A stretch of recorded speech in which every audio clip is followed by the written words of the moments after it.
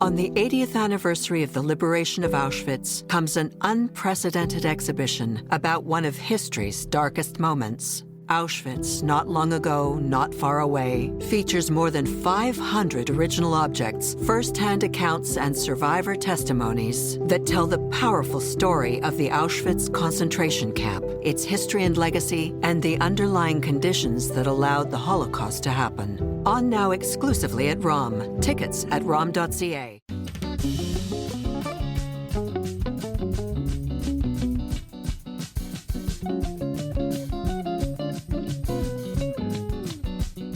Well, firstly, I want to say that my Trudeau Liberal opponent knows that when there was a protest at the synagogue in York Region, that their bubble bylaw did not work, that the York Regional Police would not enforce it, and it would unlikely stand up in the court of law. That's some of what it sounded like in a recent Zoom debate hosted by B'nai B'rith Canada in the run-up to the Ontario provincial election this Thursday, February 27th.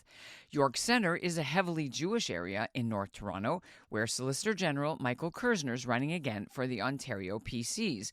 And during that debate, Kerzner poured cold water on the idea of his government bringing in so-called bubble legislation to keep violent anti-Jewish protesters from gathering right outside places of worship. These are regulations that many Jewish organizations have been strongly advocating for in recent months, and some major cities have already passed these laws or are considering doing it. But Kerzner's opponent, Sam Nestico, vowed if he wins, his Liberal Party's top priority on Jewish issues would be to pass bubble legislation.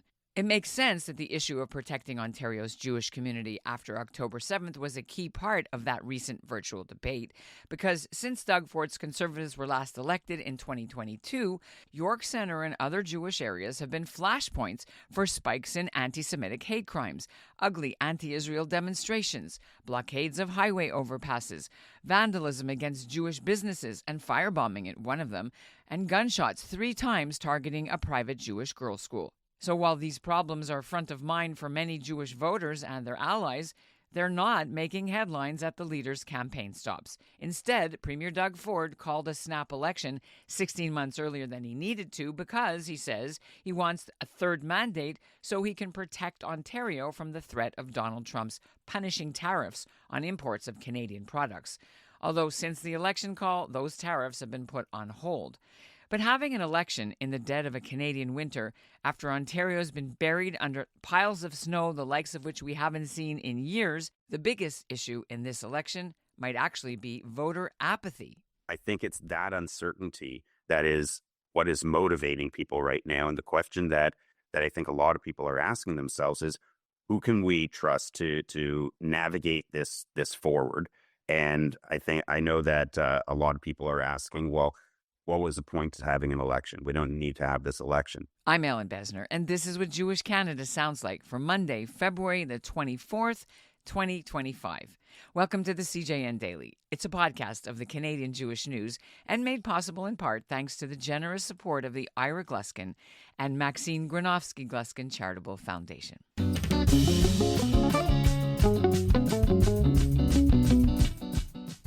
In Ontario's last election in 2022, voter turnout was the lowest in provincial history at 43.5%, and many observers fear this week's election will be ignored even more.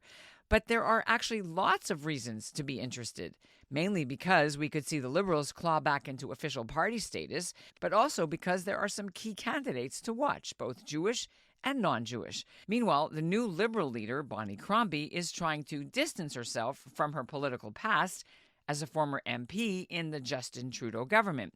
And she's battling it out with the NDP and their leader, Marit Stiles, for second place by hammering away at a list of the Ford government's weak spots, such as a lack of family doctors, hospital overcrowding, tearing down Ontario Place to build a private spa, and more. And that's why we're going to be joined on today's show by 2 prominent Jewish political insiders to break down all the key issues and races. Ari Laskin is a former strategist for Doug Ford and a who's who of Tory politicians, including Gila Marto, Peter Kent, and Peter Sherman. And on the flip side, he was Bonnie Crombie's campaign manager when she ran and won as the mayor of Mississauga in 2014. He's with Massey Advisory. Meanwhile, Emma Cunningham joins former NDP riding president from Pickering-Uxbridge. She left that party because of anti-Semitism. She's now a school trustee, but she's not speaking on the board's behalf here. Thank you. I'm very happy to be here. Thank you. Thanks for having me. Well, we're taping within the last few days before the election day. What are the polls showing? I believe the last polls did show that the PCs are still looking to come in. Liberals are catching up. It looks like they're going to likely take the official opposition spot away from the NDP, who is polling a bit behind, but both the Liberals and the NDP do appear to be climbing, while PCs appear to be declining. So we'll see what happens. Was this expected that the newcomer Bonnie Crombie has changed the playing field? I think that's a very good question. I think Bonnie has done a pretty good job at trying to make some inroads into that. She even tried to appeal to the New Democrats, saying, if you have voted New Democrat before, now I'm asking you to vote for Liberal, especially with an election campaign that, for all intents and purposes, we're not going to be looking at a very high voter turnout. So in this case, every vote really does count, and it's really going to come down to those GOTV or the get out the vote machines of all the campaigns out there to see who they're going to be able to really rally to come to the polls. I found it really interesting that Bonnie was taking that route of appealing to NDP voters, because when she was campaigning to be the leader of the Liberal Party, one of the things she campaigned on was saying that she felt the Liberals had drifted too far to the left.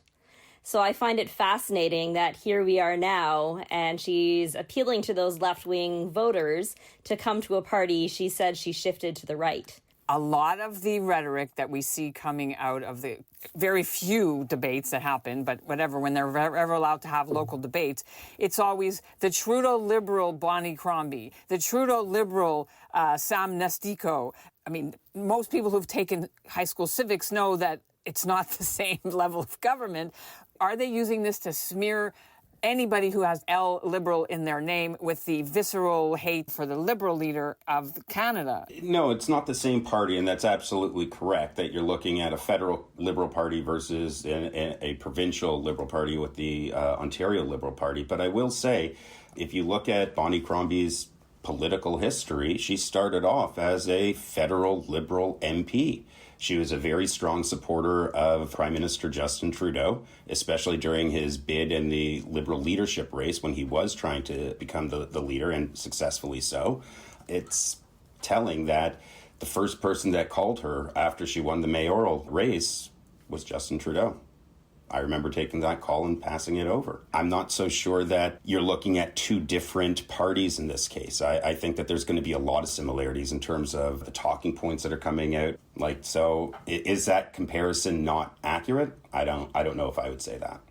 But I do want to talk to you about Bonnie Crombie, because we know about Doug Ford. Which of the two leaders do you think is more aligned in their party positions and support for Jewish issues?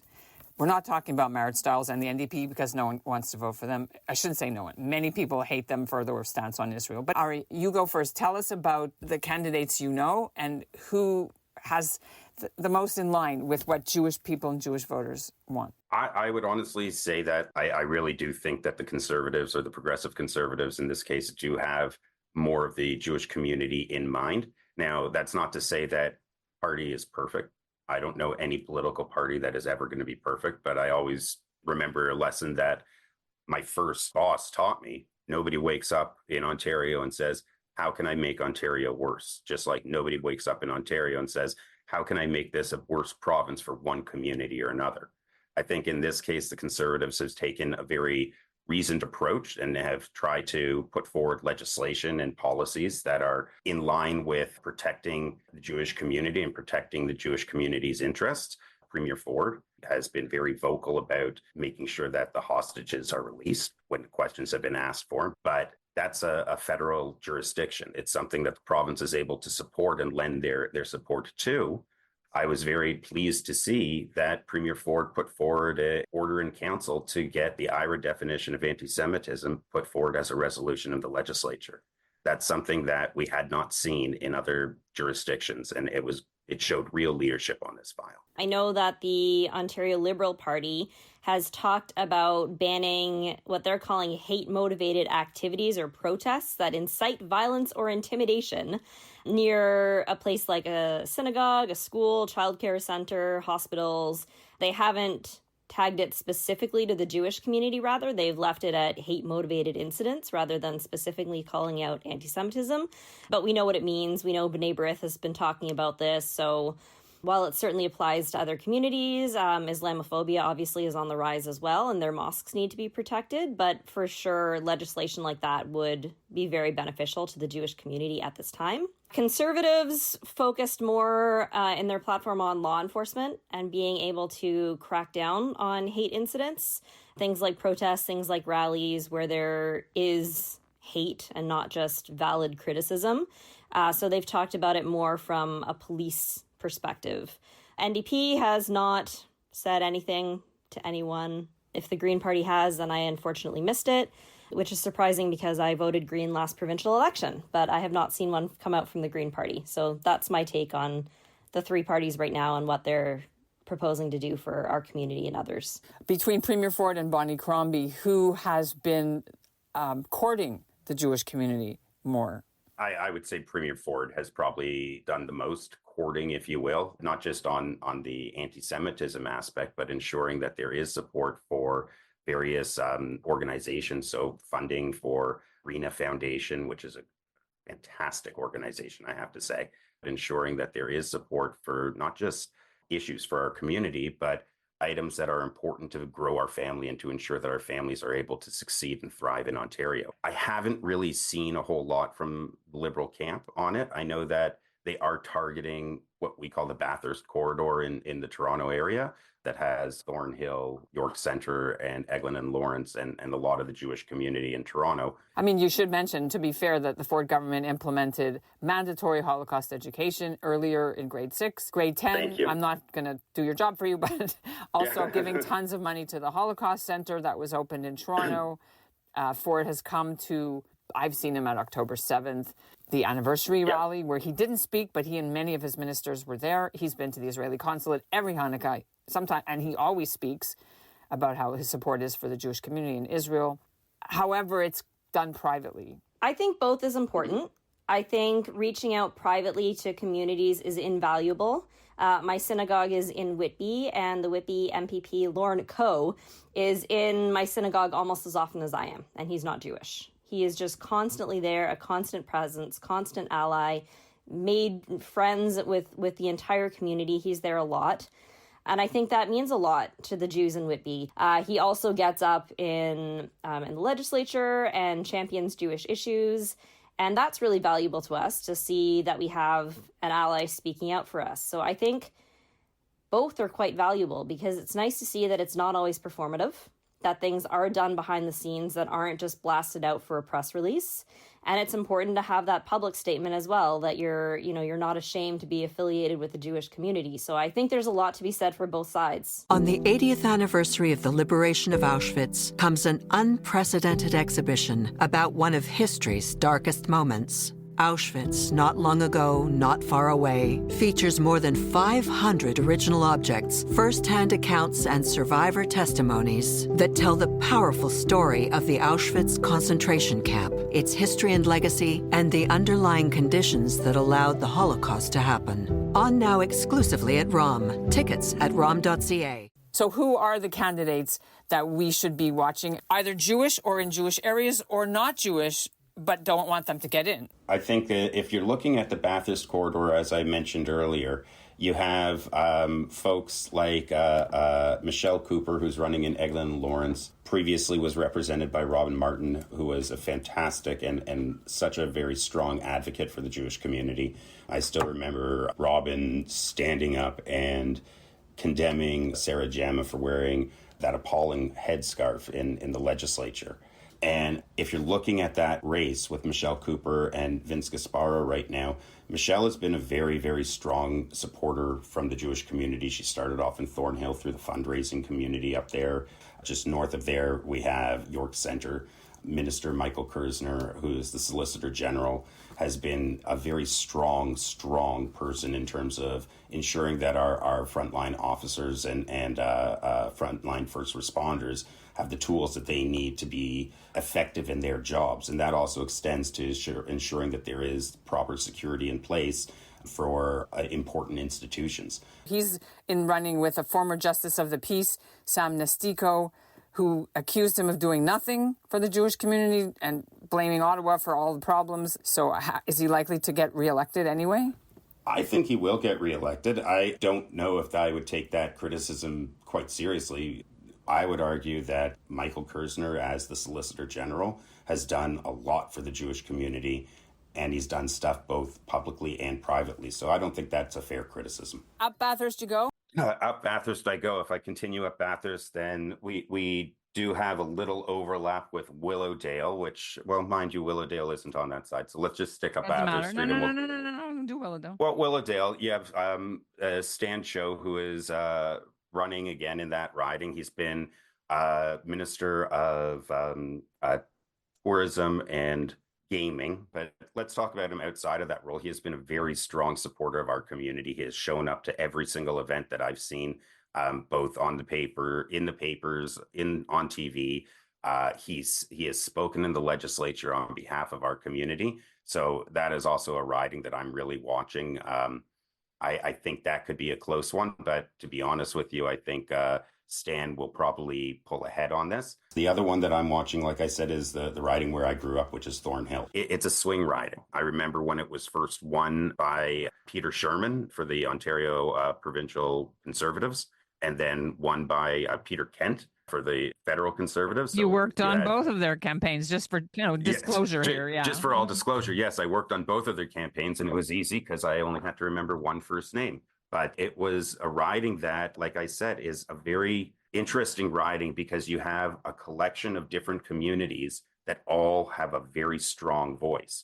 But I think that we're looking at a MPP there who has gone above and beyond to ensure that not only has she represented our community. Yeah, we're talking Laura Smith. Yes, Laura has been an incredibly strong and loud advocate for our community. Is she not guaranteed to get back in? I think she is. I'm watching it more out of self-interest, though. What about Andrea Kenjan in Barrie? Yes, she's going to get back in. She's a Northern Jewish candidate. You know what? It's funny that you should ask that. I have a good friend of mine who lives up in Innisfil, and he just moved up there, and he said, so what can you tell me about Andrea? And I can say, Andrea, when I was a political staffer, Andrea was a new MPP and was a very, very interested in, well, can we get the premier up to the Chabad up in Innisfil? Can we get the premier to come to a Shabbat dinner? And I clearly remember saying to her, I'm not sure he's going to like the chicken that they're serving there that night. It's a little dry. And Andrea represents a young Jewish family up in Innisfil. She just had a child, which Mazel Tov is wonderful. And it's something that she has been very vocal about, ensuring that there's a vibrant support for the entire community of Barrie Innisfil. Anybody in Ontario East, like Ottawa, anybody that we should worry about or notice? Ottawa, it's typically a Liberal stronghold. It'll be interesting to see what the Tories are able to do up there. Currently, they don't have any representation in the National Capital Region. The other ridings to watch, if you want to go west now, would be some of the ridings in Hamilton. I think that riding was really thrown off and divided when their NPP was booted out of the NDP caucus. And Sarah Jama. Yeah. And I'm not sure that there's such a big difference between Sarah Jama's views and what I've heard coming from that campaign over there. They are really trying to woo Sarah Jama's supporters away from her over into this new candidate. It is definitely a riding that I would watch. I want to bring you in, Emma, because we don't really talk about the NDP much because what we just heard, they're not friendly to the Jewish community, most of them, except for, how Herschel Berman was. What will it say to you if Sarah Jama gets back in? Well, I don't know. These conversations always make me uncomfortable because I'm the left-wing representative on this panel, and I find myself constantly praising conservatives while I'm in here, which I need to sit with a bit. But it will be very hurtful for me if Sarah Jama is reelected, much like Ari, not loving the NDP candidate in that riding either. I think Sarah Jama has made enough of her name for herself that she may actually pull some votes away from the NDP candidate, which is unusual for an independent. Although we did see, Jody Wilson-Raybould take that election as an independent, but that's quite unusual. So for an independent to be able to pull votes away from the NDP is highly unusual, but I think there is a chance that the NDP will lose that riding because of a split vote there, which is almost unheard of. So I don't disagree that there's a chance for another candidate to take that riding and cause a bit of an upset. There are independent Jewish voices and a lot of Jewish pro-Palestinian supporters of Sarah Jama working very hard to campaign for her in that area. So to say that Jews aren't voting for the NDP, I think is a bit of a misnomer. I mentioned I'm uncomfortable with some of these conversations, but, despite the fact that I'm praising conservative candidates in this conversation, and I'll tell you some of the races I'm watching, and a lot of them are for conservatives, I won't be voting for the conservatives because I'm not a one-issue voter. And that's true for a lot of Jews. So if you are aligned with the NDP on most of their positions and your one sticking point is their treatment of Jews, that may not be a line in the sand for you. Or Israel-Palestine. Or Israel-Palestine, right? I have my line in the sand. I walked out of the NDP over what I perceive to be anti-Semitism, but that's not necessarily going to be the same line for everybody else. And they might feel that there's enough good in the NDP platform that they're comfortable overlooking one issue that they don't feel is a safety risk and just a point of disagreement. So I think I said this at the end of last year, too. We hear a lot of Jews here saying that they're going to be voting for the conservatives, but I heard the same language out of the U.S. prior to their election, and the vast majority have came out voting Democrat. So for races I'm watching, Hamilton Centre for sure. I'm also looking at Ottawa Centre, Joel Harden, who... To come back to my story about public versus private, when I left the NDP privately, Joel Harden was very supportive. He was in meetings, he reached out to me, he talked about being uncomfortable with the candidate in Ajax who named a street after a Nazi, very supportive behind the scenes, and then came out publicly saying that he knocks doors and asks any Jews if they are willing to condemn Israel. Which is kind of the definition of anti-Semitism, asking Jews to be responsible for a country we don't live in. A few other ones that I'm watching Jill Dunlop, who I know a little bit from when she was Minister of Colleges and Universities. She and I connected several times over anti-Semitism. So while she's not in that portfolio anymore, I have a very positive view of Jill Dunlop. And you mentioned education. I wanted to talk about education because this is both in your backgrounds professionally as well as activists. One of the main flashpoints, of course, has been colleges and university anti-Semitism. Is this at all an issue for our community to hold the governments accountable about why they haven't done more to crack down on campus encampments, anti-Semitism, funding for these things, a la what the Americans want to do, which is take away funding for universities that allow hate. So I want to start with you, Ari, because our listeners may not know, but you actually worked for this portfolio, then you worked for colleges and universities when you left government. First of all, I vividly remember Emma, Minister Dunlop, going on the phone while she's on her way to her daughter's graduation and almost going to be late for her flight. On to the question at hand, though, with the university and college encampments. I do want to make a point of clarification, and this isn't by no way a defense of what happened over the course of this past academic year. The province has full authority over college campuses, not university campuses. Publicly funded universities are publicly funded to the tune of roughly, at most, I believe you're looking at about 35%. The rest of that money comes from their own revenues, their own funding. So for the province to go in and say, you cannot do this, you have to shut this down, is very difficult for them to do. So unless you want to go and put forward other legislation, which is a very slippery slope to start going and saying, well, we don't like this, so we're just going to go and change this. It's a slippery slope to start doing that. I don't disagree with you, though, that why is the province not stepping in and doing more to sort of at least put that threat over a lot of these university campuses' heads?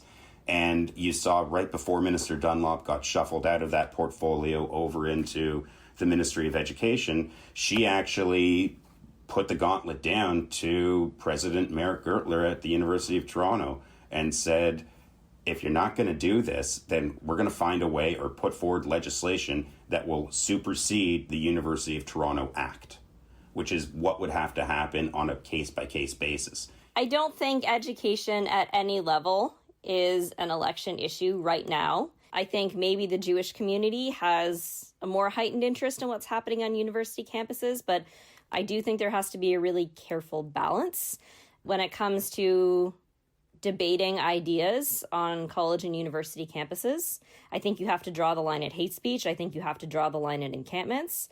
The provincial government likes to talk about back to basics, and I don't think university campuses should ever be a back to basics kind of environment, but they should at least be worried about keeping classes on topic. So debate ideas all you want, but if people are signing up for a math class, don't throw geopolitics at them. You talked about secondary, post-secondary, I should say, but what about public school safety for Jewish people? That is also a provincial mandated subject, if anything. Yeah. School boards, it's a big topic now.